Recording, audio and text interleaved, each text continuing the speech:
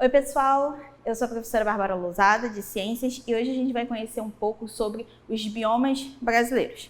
Primeiro a gente precisa entender o que é bioma, ok?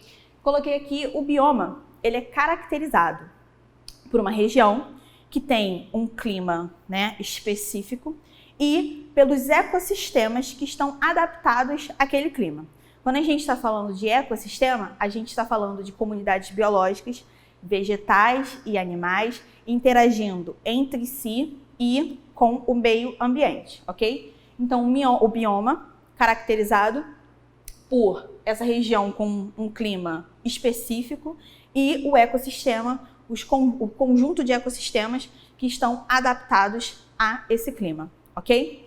Os biomas brasileiros são 6. A gente tem a floresta amazônica, Mata Atlântica, Pantanal, Cerrado, Caatinga e os Pampas. Hoje a gente vai ver 3 deles, começando pela nossa querida floresta amazônica. A floresta amazônica está localizada na região norte do nosso país. Ela não é exclusiva do território brasileiro. Também existe floresta amazônica nos países que fazem fronteira com os estados do norte do nosso país.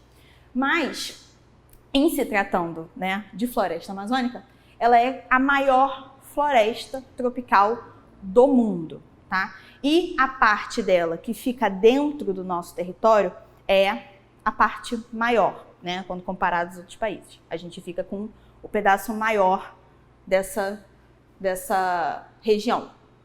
A floresta amazônica, vamos mentalizar aqui, imagina o mapa do Brasil, região norte lá em cima, ela fica localizada na região no Equador, certo? E o Equador, ele é caracterizado por receber uma grande incidência solar.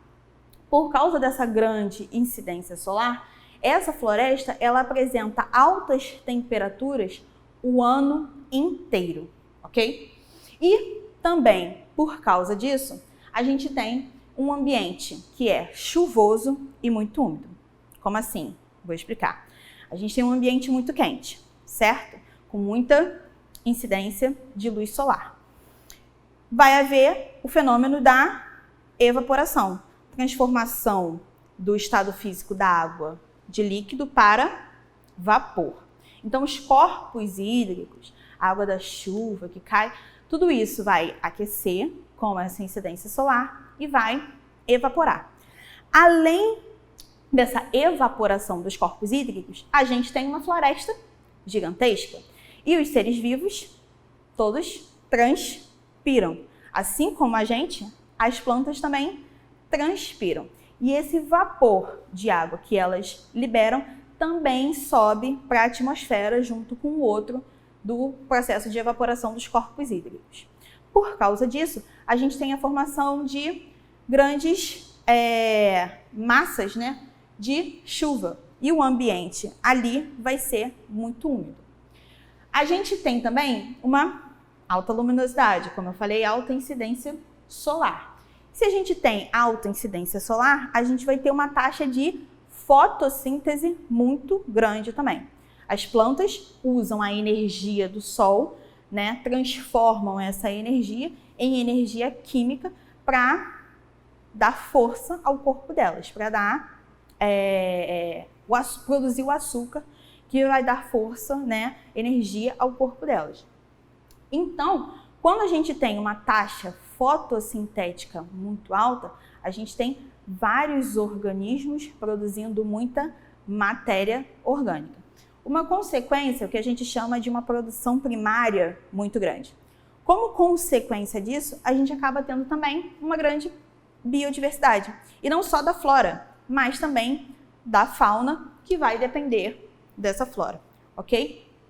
Então, alta luminosidade, a gente tem uma taxa fotossintética muito grande, esse processo que as plantas usam a energia do sol para produzir o próprio alimento. Uma alta produção primária, muita matéria orgânica, vai ter uma biodiversidade maior. E aí, a mata, a floresta amazônica, ela é caracterizada por uma mata estratificada. E aí, o que seria uma mata estratificada? A gente tem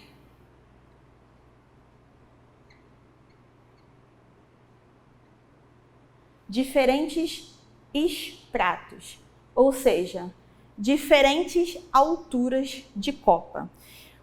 O que isso vai influenciar? Vai influenciar, por exemplo, na entrada de luminosidade no solo. Para cada camada, cada extrato vai receber uma incidência solar diferente, ok? E essa mata, cadê? Essa mata, ela também vai ser caracterizada pelas plantas que a ocupam. Então, dependendo desses fatores que eu acabei de falar, uma planta vai ocupar um extrato e outra vai ocupar outro. E também a distância, por exemplo, de corpos hídricos, tá? Algumas plantas que ficam mais próximas dos corpos hídricos, e quando a gente fala de corpo hídrico, floresta amazônica tem muitos rios, tá? As plantas que ficam mais próximas desses corpos hídricos são plantas diferentes das plantas que ficam mais adentro da floresta, mais em terra firme, ok? Já que a gente já está falando de mata, uma característica até engraçada da floresta amazônica é que ela tem um solo pouco fértil. Aí você vai falar para mim, professora, não, impossível, você está louca. Como é que uma floresta com tanto ser vivo, com tantas árvores, pode ter um solo pouco fértil? O solo tem que ser muito fértil para sustentar todas essas árvores, não? Errado. O solo é pouco fértil, mas acima dele a gente tem uma serrapilheira. O que é a serrapilheira? É uma camada que aqui na floresta amazônica chega a mais ou menos um metro de altura. Essa camada ela é composta por folhas, frutos, flores, galhos, animais, todos mortos. E aí, esses organismos que estão mortos, eles vão ser decompostos. Lembra que eu falei? A gente tem um ambiente quente, a gente tem um ambiente úmido e a gente tem um ambiente cheio de matéria orgânica. Prato cheio para os agentes decompositores, certo? Então, os agentes decompositores presentes nessa serrapilheira vão transformar essa matéria orgânica em matéria inorgânica e vão devolver essa matéria inorgânica para o solo. Só que, quando devolvidos para o solo, a gente tem muitos indivíduos, né? Maior floresta tropical do mundo. Essas árvores vão logo absorver esses nutrientes, ok? Então, é até uma questão complicada, porque, por exemplo, a Amazônia ela sofre muito com desmatamento. Vou falar disso aqui no próximo tópico, né? Ela sofre muito com desmatamento. Uma área que foi desmatada, que teve a sua cobertura vegetal retirada, num solo pouco fértil, ela conseguiria, por exemplo, depois ser facilmente reflorestada? Não.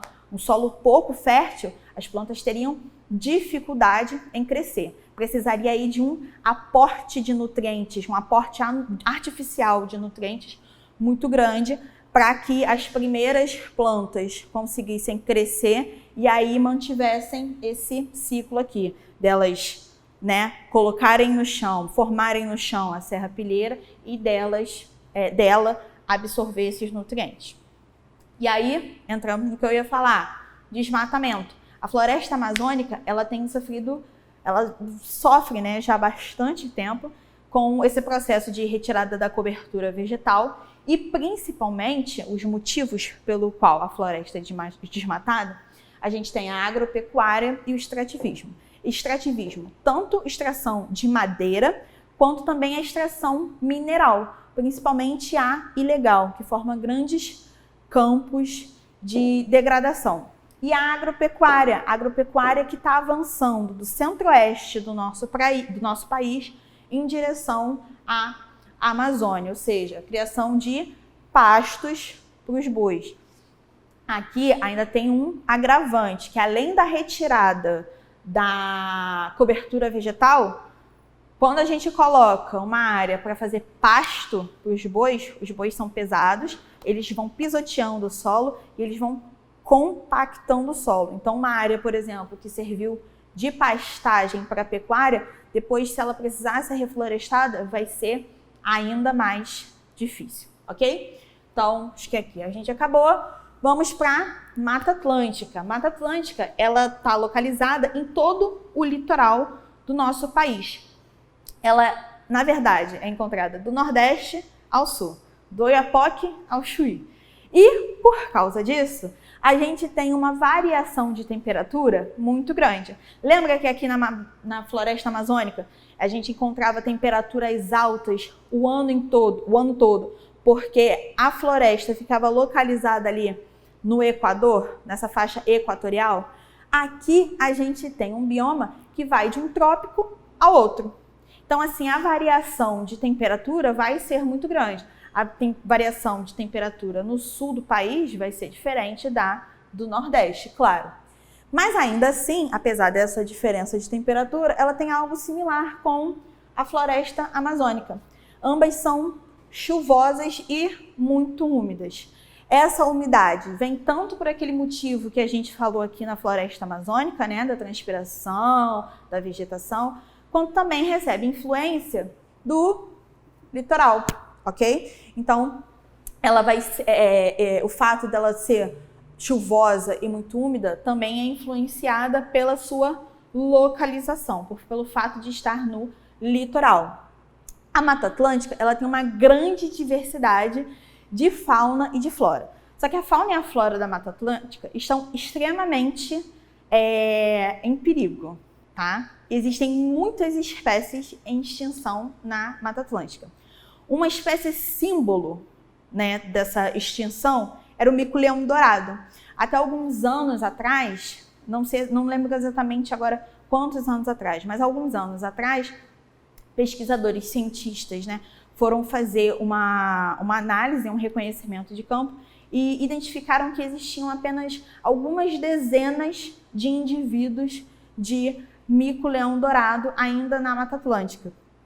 A partir disso, eles criaram um grande projeto, idealizaram um grande projeto e que envolveu a criação de áreas de proteção ambiental, a conexão entre áreas de proteção ambiental, porque uma característica da Mata Atlântica é que ela agora está aprisionada, vamos colocar assim, em pequenas ilhas de vegetação.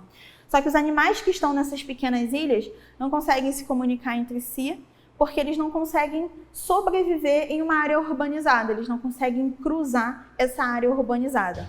Então, houve um projeto para que, né, houvesse a ligação entre essas ilhas de vegetação, e aí, com os esforços, né, desses ambientalistas, cientistas, biólogos, hoje a gente já tem alguns milhares de indivíduos do mico-leão dourado. Ele ainda está em perigo? Sim, ele ainda está em perigo, mas já é aí uma projeção bem positiva para o futuro. Assim como na floresta amazônica, a gente tem uma mata estratificada, com vários estratos, com várias alturas. A gente tem tanto árvores de grande porte, quanto árvores de médio a pequeno porte, né? Não só árvores, vegetação no modo geral. E a Mata Atlântica, assim como, né, todos os biomas, a vegetação de todos os biomas que a gente vai ver, ela sofre muito com desmatamento. Só que a Mata Atlântica, ela foi a primeira a sofrer com o desmatamento. Ela sofre o desmatamento desde 1500, desde a chegada dos portugueses no Brasil. Os portugueses, né, os nossos colonizadores, chegaram pelo litoral. Ao chegarem, começaram a se estabelecer nessa região, e para o seu estabelecimento, ou seja, para a criação das cidades, das áreas de pastagem e de plantação para abastecer essas cidades, para tudo isso foi feita uma retirada da cobertura vegetal. Estima-se que hoje a gente só tenha 7% da vegetação original da Mata Atlântica. O resto, infelizmente, já foi tudo desmatado. E aí, com relação também à Mata Atlântica, existem outros dois ambientes que eu queria conversar com vocês. Tem a mata de araucária, uma vegetação, inclusive, que sofre muito com desmatamento, porque é uma madeira muito valorizada para a produção de imóveis e essas coisas. Mas a araucária, na verdade, ela é o que a gente chama de ecótono. Então, é uma área de transição.